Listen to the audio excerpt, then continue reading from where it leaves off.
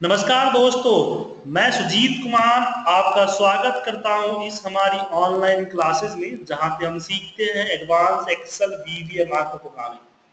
रात को 10 बजे है और ये हमारी रिकॉर्डिंग जो है लाइव क्लासेस की रिकॉर्डिंग है। अभी मैं रात को 10 बजे एक वीबीए का बैच लेने जा रहा हूं, जिसमें बहुत सारे स्टूडेंट हैं जो कि डिफरेंट डिफरेंट लोकेशन से मुझे पढ़ रहे हैं। अगर आप लोग मेरे वीडियो को फर्स्ट टाइम देख रहे हैं तो मैं आपसे रिक्वेस्ट करूंगा कि मेरे चैनल को सब्सक्राइब कर लें, और साथ में अगर आप चाहते हैं मेरे साथ लाइव ट्रेनिंग लेना, क्योंकि YouTube पे मैं सिर्फ प्रमोशनल वीडियो ही डालता हूं, कंप्लीट वीडियो नहीं। तो अगर आप चाहते हैं मेरे साथ कंप्लीट एडवांस एक्सेल की ट्रेनिंग लेना, तो आप हमारी क्लासेस ऑनलाइन क्लासेस ज्वाइन कर सकते हैं।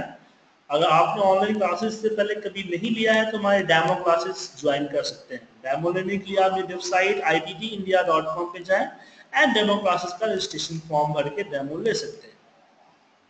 तो चलिए स्टार्ट करते हैं हम सेशन। तो जैसे कि मैंने आपको क्लास के स्टार्टिंग में बताया था, लूप दो तरह के हैं। एक है फोर लूप और दूसरा है डू लूप। फोर लूप में दो पार्ट है, four I and four etch. तो फोर आई को तो आप समझ ही चुके हो क्या सर? और दूसरा डू में आपको, डू लूप के अंदर में वाइल लूप है और दूसरा अनटिल है। तो इसको तो हम बाद में समझेंगे, हम बात करते हैं फोर इच की, राइट। तो फोर इच में क्या होता है कि हमें एक सिलेक्टेड एरिया, सिलेक्टेड ऑब्जेक्ट में वर्क करने हैं उसके लिए। जैसे फॉर एग्जाम्पल यहाँ पे मैं कुछ नंबर्स लिख, कुछ टेक्स्ट लिख देता हूं। मुझे क्या करना है, इन टेक्स्ट को अपर केस में कन्वर्ट करना है। तो एक्सेल में तो अपर केस के लिए फॉर्मूला है, बट प्रॉब्लम क्या है कि इस तरह के टेक्स्ट के लिए अगर अप्लाई करें तो मुश्किल हो जाता है कि फॉर्मूला को अप्लाई करना, क्योंकि एक एक कॉलम वाइज आपको अलग अलग फॉर्मूले बनाने पड़ेंगे। और यहाँ पे हमें केस को चेंज करने के लिए यू केस का फॉर्मूला होता है वीबीए के लिए। बट प्रॉब्लम है कि हम कहाँ लगाएं, लूप कहाँ लगाएं, कि कहाँ से स्टार्ट हो कहाँ पे खत्म हो। कुछ समझ में आ रहा है सर? इस डेटा में लूप की स्टार्टिंग पोजीशन और एंडिंग पोजीशन निकाल पाएंगे आप? नहीं निकाल पाएंगे। तो इसके लिए हम डेवलपर टैब में जाते हैं और फोर इच का इस्तेमाल करेंगे। तो फोर इच का इस्तेमाल होता है ऑब्जेक्ट के लिए। तो यहां पे सब्जेक्ट चेंज केस, यहां पे देता हूं सबसे पहले dim r as a range.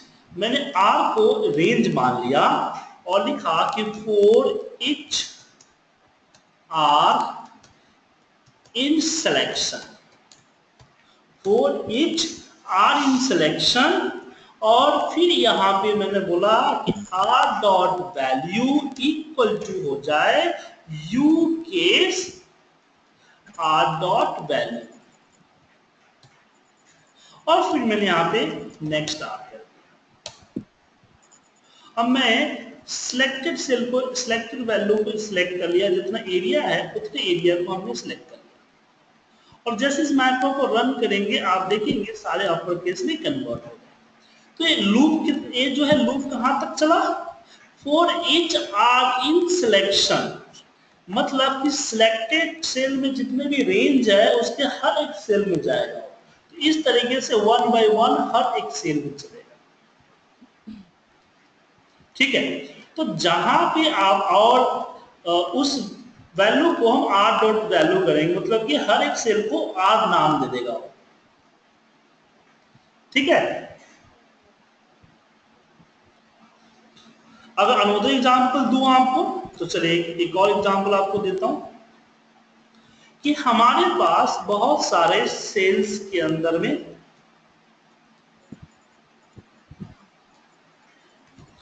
मैं चाहता हूं कि जो वैल्यू मोर देन 50 है, जो वैल्यू मोर देन 50 है वो यहां जे के नीचे, एक के नीचे कॉपी पेस्ट हो जाए, राइट। मोर देन 50 है, एक के नीचे कॉपी पेस्ट हो जाएगा। तो चलिए इसके लिए क्या करेंगे,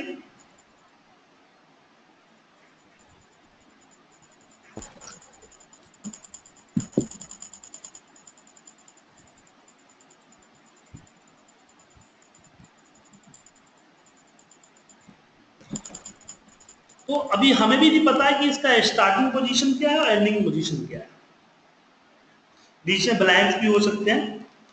तो यहां भी हम सेम कंसेप्ट अपनाते हैं कि subject r bracket open and close, यहां देते हैं dim r as a range, और यहां लगाते हैं कि for each r in selection, for each r in selection,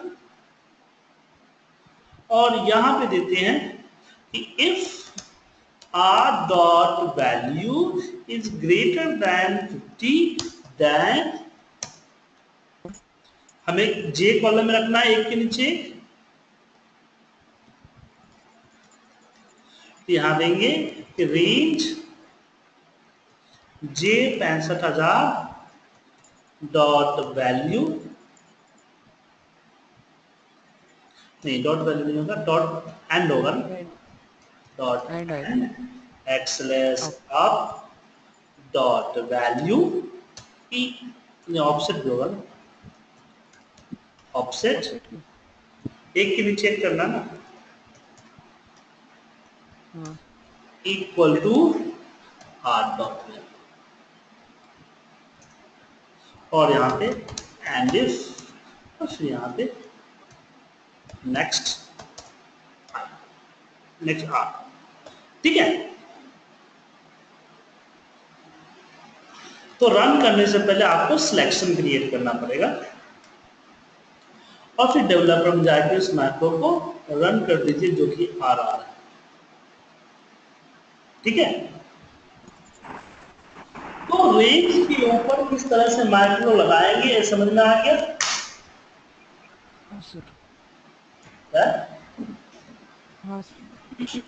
अब बारी आती है क्या रेंज पे लगा सकते हैं, जरूरी नहीं है, हम सीट्स पे भी लगा सकते हैं।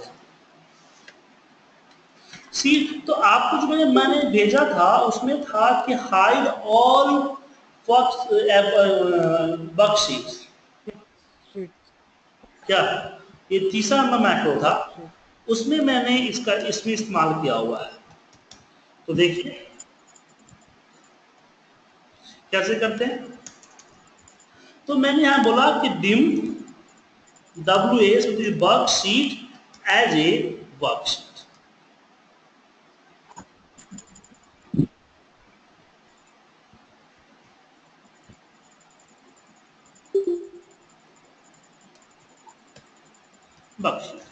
तो हमने मान लिया कि WS एक वर्कशीट है, इसका फिर कहते हैं 4H WS इन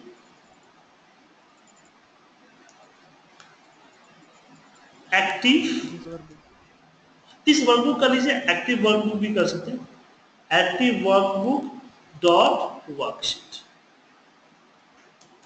ठीक है। और उसके बाद अब क्या है कि इसमें क्या होता है कि इसमें सारे के सारे वर्कशीट आप हाइड नहीं कर सकते, एक फाइल में एट ए टाइम पूरे एवरी वर्कशीट को हाइड नहीं किया जा सकता, एक वर्कशीट को खोलना होगा, छोड़ना होगा अनहाइड। तो उसके लिए क्या करेंगे, जो एक्टिव वर्कशीट उसी को छोड़ देते हैं, तो कंडीशन होगा कि if WS dot name equal to active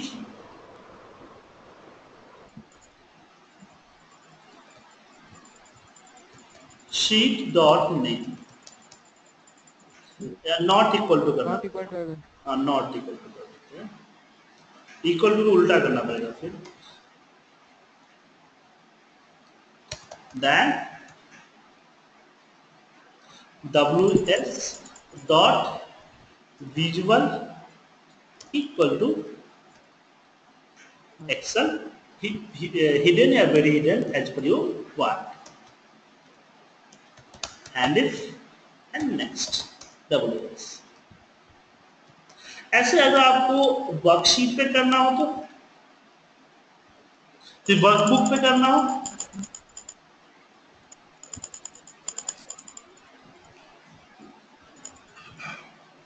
क्या वर्कबुक ऐड कैसे होगी? तो उसके लिए यहां पे हम चलेंगे सब्जेक्ट, जैसे कि दूसरा मैप को मैंने भेजा था कि close all workbooks at one time था ना, तो यहां पे हमने कर दिया कि div WBS as a workbook,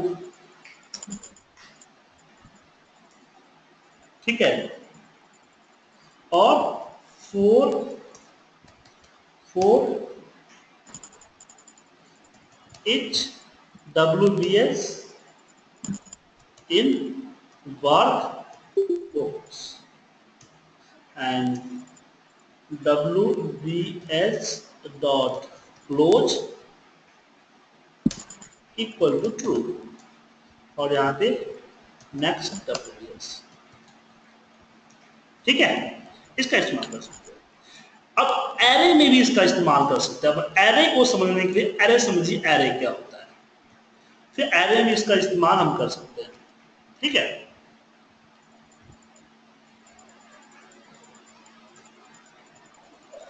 array क्या होता है समझिए, जैसे कि अगर आपने कोई डिफाइन किया कि डिम के एज ए, मान लीजिए इंटीजर, तो आप के इक्वल टू 50 कर सकते हैं। अगेन आप के इक्वल 60 करेंगे तो 50 को 60 रिप्लेस कर देगा। क्या कर देगा? रिप्लेस कर देगा। तो आपको सेम कास्ट का, तो सेम डेटा टाइप का बहुत सारे वैल्यू स्टोर करना है, तो अलग अलग आपको वेरिएबल्स बनाने की जरूरत नहीं है। आप एरे डिफाइन कर सकते हैं कि मैंने यहां बोला कि 1 to 10। अब मुझे यहां पे k इक्वल टू ब्रैकेट में 1 इक्वल टू 50, k इक्वल 2 इक्वल टू 50, इस तरीके से एक ही वेरिएबल पे कई सारे लिख सकते हैं। समझ गए?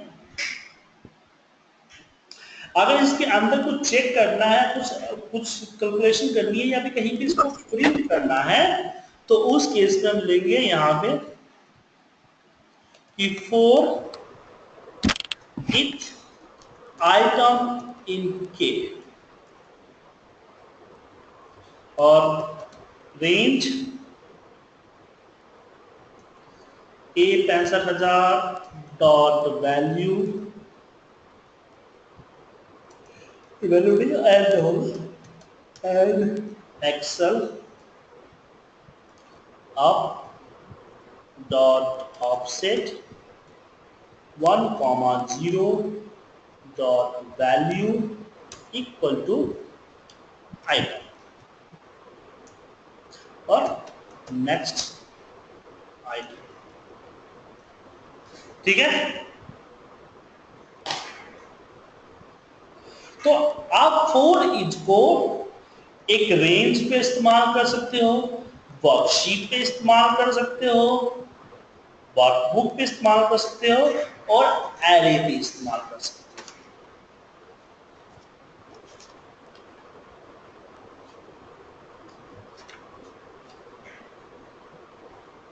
ठीक है।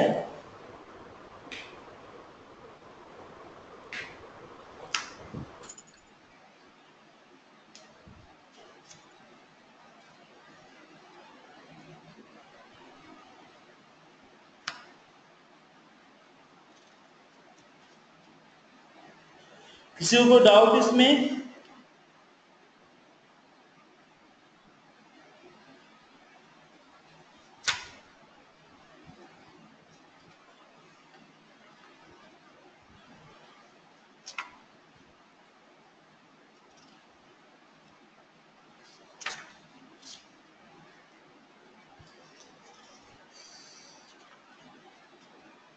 सोनू जी, सुधांशु जी, कोई डाउट आपको?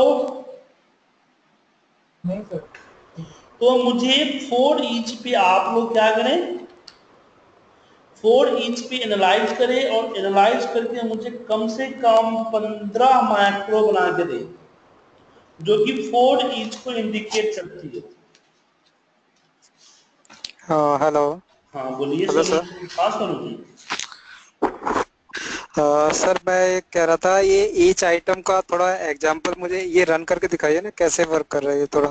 देखिए ईच आइटम क्या होता था, देखो जब आप एरे समझ गए ना, एरे क्या होता है, ओके। तो जब एरे के अंदर हम यूज करते हैं, जैसे एरे में क्या होता है कि एक वेरिएबल्स पे कई सारे वैल्यू स्टोर कर सकते हैं। अब मुझे पता नहीं कि के पे कितने वैल्यू स्टोर है, तो मैंने लगाया कि फॉर ईच आइटम इन के, मतलब के जो एरे है उसके अंदर जितने भी आइटम स्टोर है उसके हर एक आइटम पे जाए और उसकी डेटा को बाकी जो ऑपरेशन करना चाहते हैं ऑपरेशन कर ले। जैसे कि यहाँ पे हमें वैल्यू चाहिए होता था, यहाँ पे हमने आर डॉट वैल्यू किया था, डब्ल्यू एस किया था, हम्म। उस तरह से यहाँ पे आइटम होता है। तो ये ये क्या आइटम सर डिफाइन के होता है। 10 आइटम ही इसमें हम कर सकते हैं या और एक्स्ट्रा भी डाल सकते हैं यहाँ इस हमें एग्जांपल में? यह हमें डिफाइन किया है 10 आइटम, जितना डिफाइन करोगे उतना कर लाइक पाओगे। सर यहाँ तो हमने 10 डिफाइन किया है, तो 10 नीचे भी बनाने पड़ेंगे ना, K1 K2 ये 10 तक। उसकी देखिए ऐसी जरूरत यहाँ पे, यहाँ हम लिखते नहीं है। बेसिकली इसका क्या होता है कि एक डेटा सीट है आपकी, उसमें एक कॉलम, पूरे कॉलम का डेटा स्टोर करना है, उसमें से कुछ डेटा को पिक करके रखना है, तो उस केस की इस तरह इस्तेमाल करते हैं। ये तो मैनुअल में लिखा बट इसको लूप से लिखते हैं। सर अगर इसका एक एग्जांपल प्रैक्टिकल बता देते तो बेटर होता है। प्रैक्टिकल एग्जाम्पल अभी आपको समझ में नहीं आएगा तो उसके साथ कुछ और सीखना होगा। सिंपल सी बात समझिए, कभी आपको एक ही टाइप के बहुत सारे डेटा को स्टोर करना होगा। जैसे कि मान लीजिए ना कि एक पूरा अब 500 वैल्यू स्टोर करनी है इंटीजर, तो 500 वेरिएबल डिफाइन करने की जरूरत नहीं है। आप एक वेरिएबल डिफाइन कर लो 1 to 500 और यहाँ इस तरह से स्टोर करते चले जाओ। समझे? आगे चल के मैं इसके बारे में बताऊंगा, जब हम डुप्लीकेट वगैरह डिफाइन करना सीखेंगे तो आगे चल के बताऊंगा। सर फिलहाल एग्जाम्पल आपको सूट नहीं करेगा, तो फिलहाल इतना ही समझिए। ठीक है सर, ये प्रैक्टिकल करने पे ही पैटर्न समझ आएगा सर, अभी तो थोड़ा बहुत आया है। हाँ तो 4 इंच पे आप एनालाइज कीजिए, जहां दिक्कत होगा उसको नोट कर लीजिए और मुझे मेल कर दीजिए, हम आपको उस पर पूरी सलाह देंगे। ठीक है? फिर हम ओके सर। कल हम आपके साथ नेस्टेड लूप के बारे में डिस्कशन करेंगे। ठीक है? Nested loop. लेकिन पहले होमवर्क आप लोग करके दे दीजिए, आप लोग होमवर्क नहीं करते सर।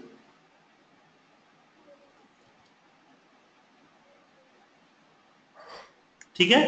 कोई डाउट है, किसी कुछ पूछना है? हेलो जी सर। हाँ सुधांशु जी। सर वो मेरा 2-3 सेल में हो जाएगा, वो जरा सा बता देते थे और मार्क कीजिए। मैंने टाइप किया बट हुआ नहीं सर वो, इफ वाले कंडीशन से आपने बताया था एल सेट करके। मुझे मेल कर दीजिए, मैं देखते हुए आपको रिप्लाई कर देता हूँ। ठीक है ठीक है? सर।